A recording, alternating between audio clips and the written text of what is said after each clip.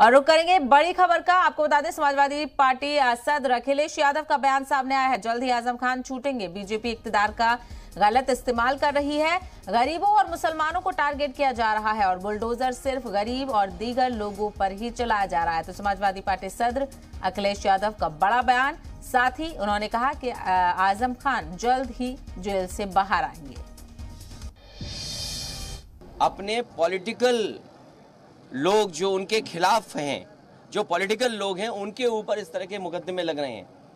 मैं बधाई देना चाहता हूं कि ऐसा फैसला आया है कि इस तरह के मुकदमे ना लगें और राजद्रोह जैसे गंभीर मुकदमे जो लगाए जा रहे थे, ये भारतीय जनता पार्टी जब से सरकार में आई है इस कानून का ज्यादा दुरुपयोग हुआ है। मुझे उम्मीद है कि जिस तरीके से माननीय सुप्रीम कोर्ट और हाई कोर्ट में बहस चल रही है, बहस भी पूरी हो चुकी है। बहुत जल्दी आदरणीय आजम खान साहब बाहर आएंगे और सरकार की लगातार ये कोशिश रही है कि उन पर इतना दबाव हो, कानूनी इतना शिकंजा रहे कि वो बाहर ना निकल पाएं। हमें उम्मीद है, समाजवादियों को और पूरी जनता को उम्मीद है कि उनके साथ न्याय होगा।